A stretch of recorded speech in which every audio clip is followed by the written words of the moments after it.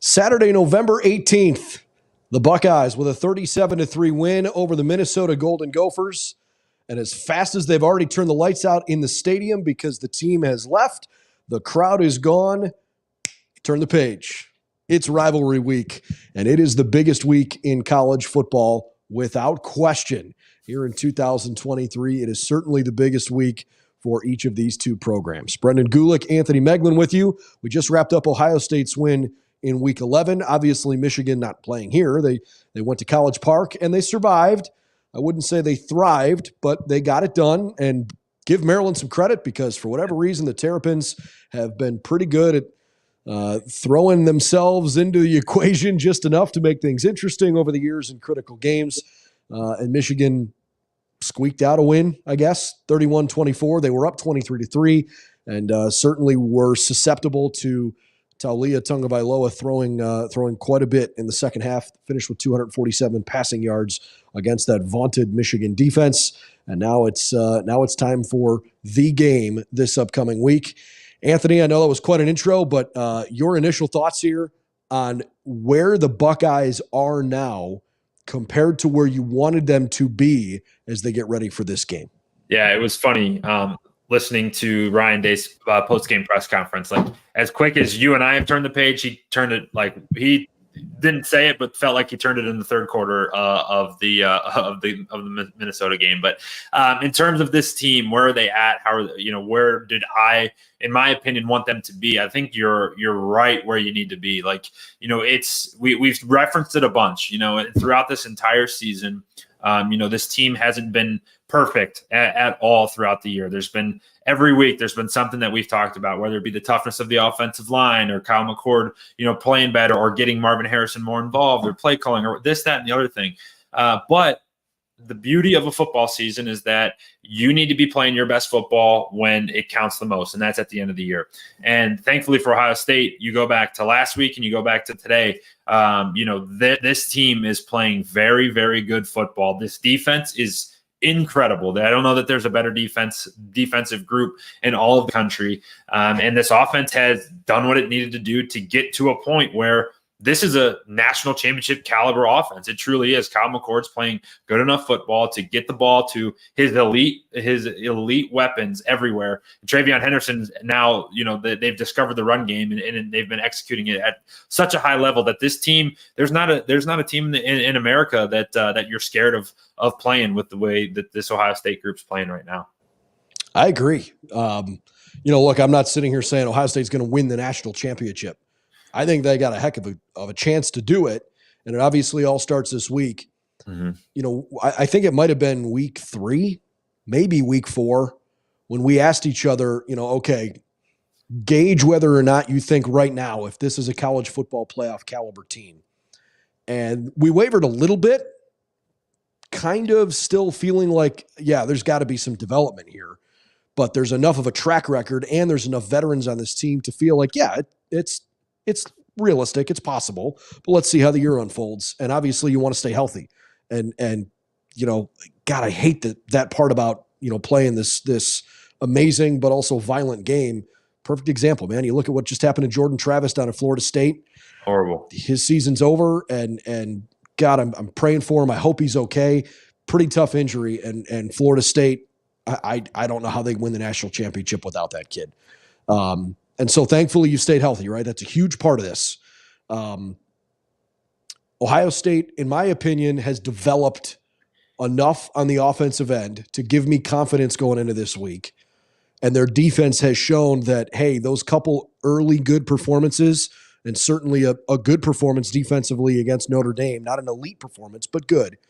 And what they've done here the last 2 months now, it's absolutely shown me they are capable of going to Ann Arbor and playing a defensive game that will open your eyes. So they are where I think they needed to be going into rivalry week. And Brennan, there's two things that you said there that really kind of piqued my attention. The first is the veteran leadership. You got guys on this team that, understood, especially on the offensive side, understood the circumstance they were in with with a rookie quarterback, right? A guy who had never played before. There's going to take time. It truly is. And it's annoying early on. And especially for this fan base who's so used to great quarterback play, it takes time. And I think collectively, like, you could go in the parking lots right now and everyone's going to be happy with Kyle McCord. And that's just the way it is. It takes time for quarterbacks and offenses to develop and all get on the same page. And the second is the way that this offense is now built. Like, I would be concerned if you're going into this week and then into the postseason, if it was like, hey, we've had to lean on Marvin. He's needed 10 catches for 200 yards every single week, and we're doing it through the air. Because when you get to good teams, they can scheme it up to take things away.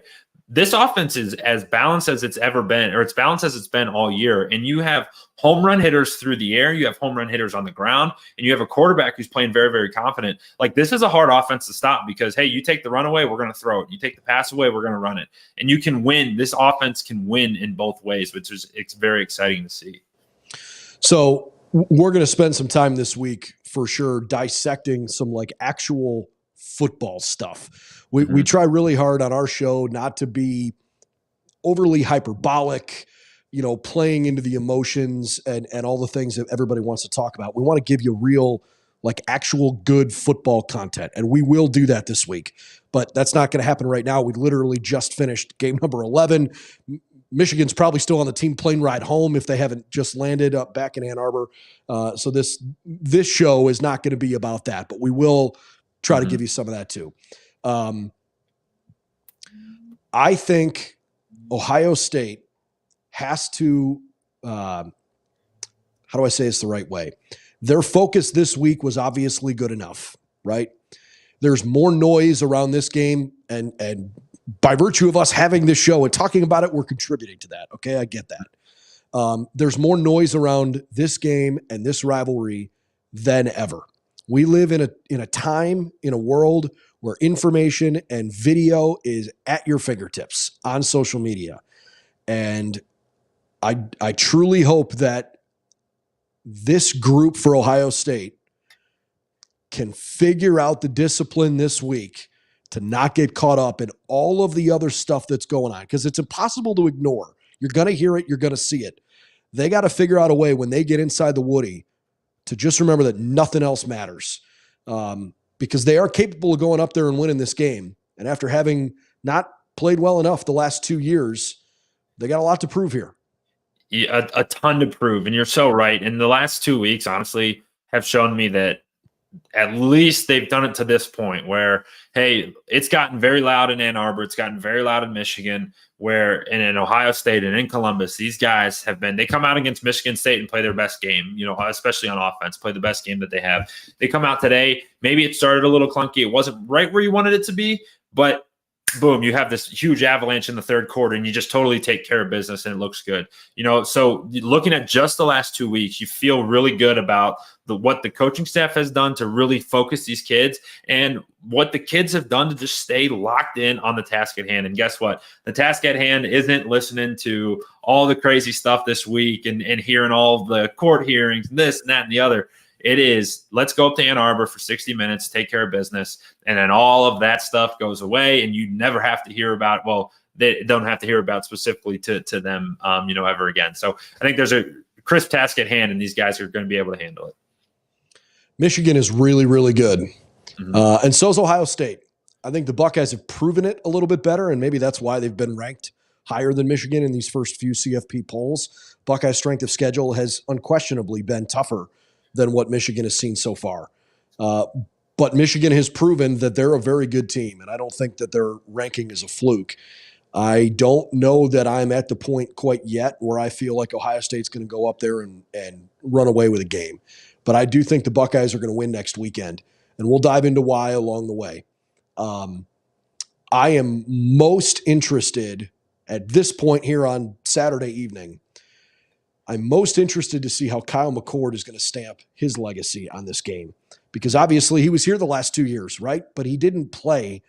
It was C.J. Stroud's team the last couple of years when Michigan ultimately, walked away with a couple of wins. So you have the experience of prepping for the rivalry. You have the experience of being in a home game and a road game where you're one snap away and you got to be ready and your preparation has to be at its highest peak. But he wasn't on the field to go out and try to lead a game-winning drive in the biggest game of the year with everything at stake. And I think the fact that Kyle has had some big moments throughout this season, particularly what he did at the end of the Notre Dame game, can really help him lower that blood pressure just a little bit and stay focused on what they need to do when they get up there next weekend. Well, and also too, he has the perspective of what the reaction is if you don't get this thing done. Like, CJ Stroud's going to potentially win the NFL MVP as a rookie. Like, he's playing that good of football. But when you think about his Ohio State days, like, it's all really, really good, but he's 0 for 2 against Michigan. And McCord or Kyle has that, understanding of, hey, how important that this one is. And you're just excited to see it, man. This is one of those, and everyone knows it, but rivalry games, you throw everything out the window. You throw records, you throw numbers, you throw it all out. It's going to be one football on the field, and it's going to be two teams that really, truly dislike each other, and they're going to go at it for 60 straight minutes, and, the best is going to come out on top. And, it's so fun, and it's so exciting. I can't believe it's already here. It feels like the season's gone by like this, but this is what you do it for. And Coach Day said it in this presser after the game. He goes, hey, the time is now. Someone asked him, like, how do you feel? Like, you feel like the offense is in the right spot? And he goes, it doesn't matter what I feel. Like, it's here, it's now, and we're going. And it's really, really exciting to think about. So, the Buckeyes have always leaned into the fact that they're prepping for this game 365 days a year. Mm-hmm. So it's not like it's going to creep up on them and they're not ready to go for it. Ryan was asked, hey, I don't know what your pregame rituals or habits look like for a mid-afternoon game, but, Michigan was playing the noon kick. You were playing the 4:00 kick. Did you watch any of the game? And, he essentially said, well, yeah, I watched a little football and it might've been on, I may have. I may have. But other than the tongue-in-cheek response there, I actually thought the most notable thing in the entire press conference today probably happened off camera. Ryan was at the podium and they were starting to bring players into that room. Jack Sawyer was the first player up. So Jack is standing at the door, which was certainly off camera. And Jerry Emig, the director of communications for the Buckeye football team, had made an announcement. Hey, Jack is going to go back to a table in the back of the room. Ryan Day, will stay at the podium and answer a few more questions. And Ryan walked away from the podium for a second and said, hey, Jack, come here. And he pulls him to the corner. And whatever he said to him lasted all of 3 seconds. And Jack said, don't worry about it. No problem. I'm sure, although I didn't hear it, I'm sure it was something along the lines of, don't say anything you shouldn't say if you're asked about that game next week. Don't pour any gasoline on the fire. Don't do something stupid here. And I am sure that, other than that comment to Jack, before every other guy walked in that room, because everybody was asked about the game coming up this week, there was a concerted effort to make sure that everybody, said the right things. And to my knowledge, I didn't hear every word of every individual interview, but the ones that I caught, and certainly who came to the podium, everybody behaved themselves and said what they should say. Didn't hear any of the Michigan post-game comments today because Ohio State kicked off. I'd be stunned if any of their guys said anything provocative either. There's going to be plenty to be talked about anyways, but it's just fun to know that rivalry week is here. And I love how locked in the coaching staff was, particularly Coach Day post-game, making sure that, like, hey, when somebody sticks a camera in your face and starts to ask you about what's going on next week, don't give in. And that all week, the weeks leading up to this, like, hey, we're going to talk about it in this room, in this meeting room. These doors are shut. We'll say what we want to say in here, but once these doors open up, you don't say anything to provide any bulletin board material. My favorite part of the post game presser was I don't know the question that was asked, but it was in reference to Kyle's performance today. And he goes, "We're not even going to watch this tape. Like, we'll grade it out, like, just so we can stay on rhythm." But he goes, "Where this tape's done, like, we're going to get through it. We'll look at maybe a couple third downs, and we're done with it." And it was very funny because just seeing the coach I've never really seen a coach turn the page like that. Like, not even it. It wasn't even anything about Minnesota. It was like that press conference was the start of Michigan week for him. It was very, very cool to see. Very fun to see.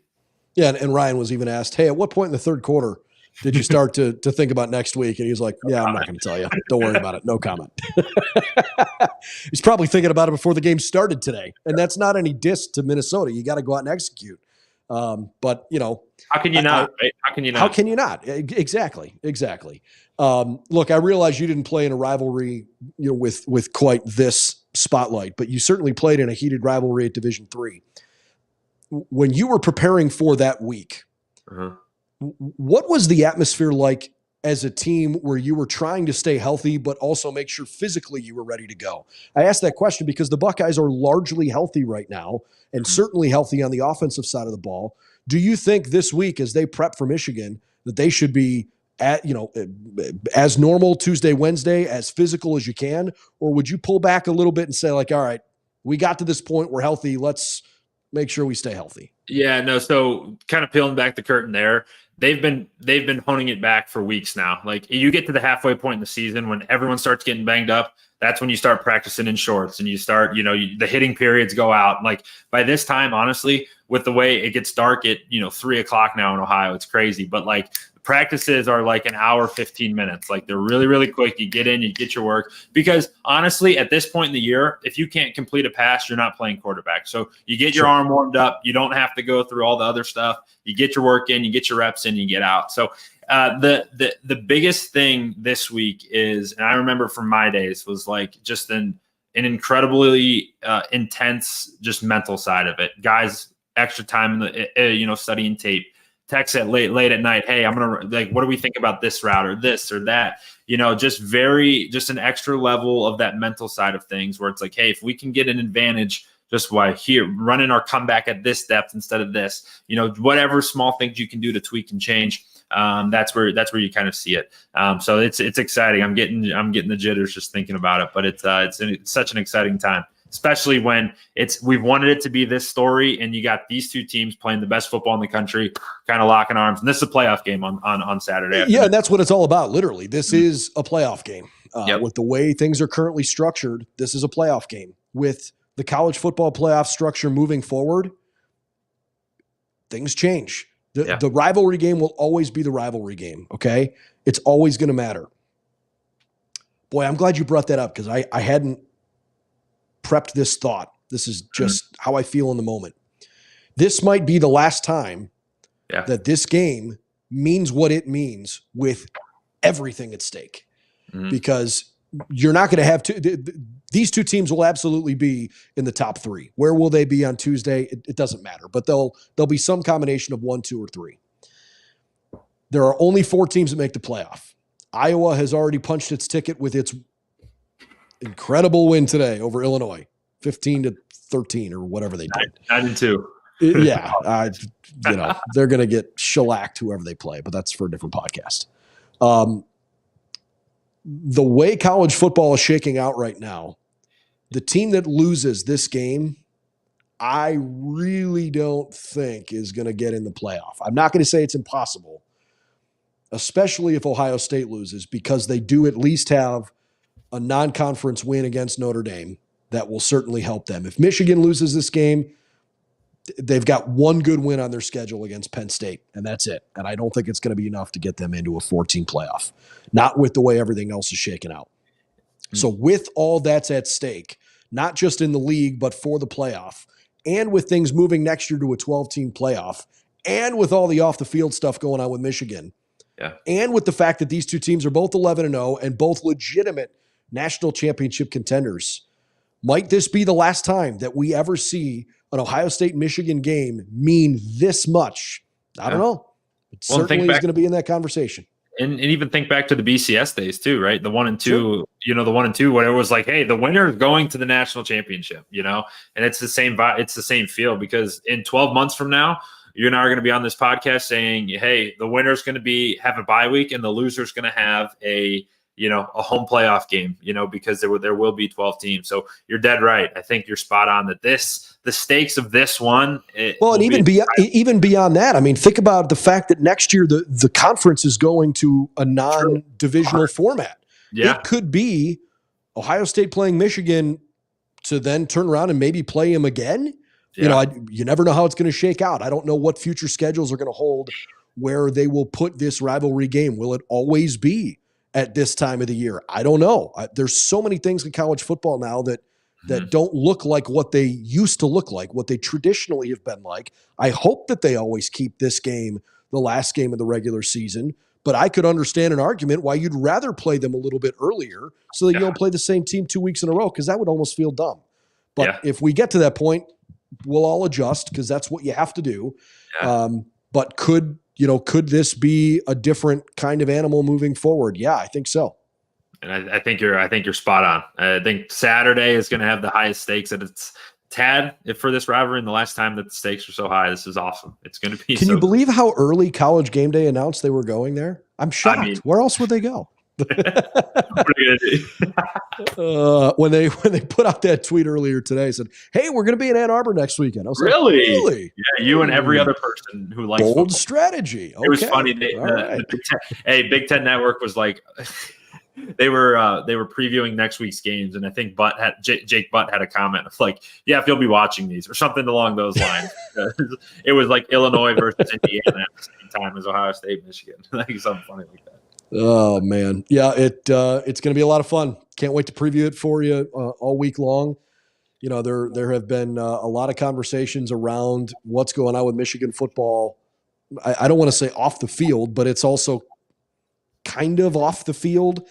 Jim Harbaugh is not going to coach. Connor Stallions is no longer on staff. They fired their linebackers coach, Chris Partridge. There are some differences for sure with Michigan football now compared to where they were in the beginning of the season. And the Buckeyes have to figure out, how to beat the current iteration of the Michigan Wolverines. It's going to be a lot of fun to try to dissect what we think from just a football standpoint this matchup can be, because the last 2 years, Michigan has pounded Ohio State on the ground, absolutely pounded the Buckeyes running the football. I don't get the impression that they're going to be able to do that this year with the way Ohio State's playing defense, but I don't know. We're going to find out. We're going to find out. This is going to be a fun one, man. Both defense, I feel like this, looking at it 7 days in advance, just from a high level as we are right now, it feels like one that could be an old school, low scoring battle where it's going to be two defenses going head to head, trying to battle it out. But hey, you never know. But it's going to be exciting regardless.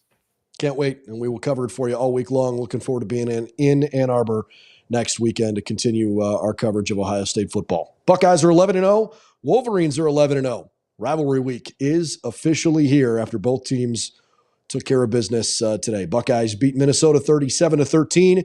Michigan 31, Maryland 24, and so onward on. For the next 7 days, we get to talk about the game coming up in Ann Arbor. For Anthony Moeglin, I'm Brendan Gulick.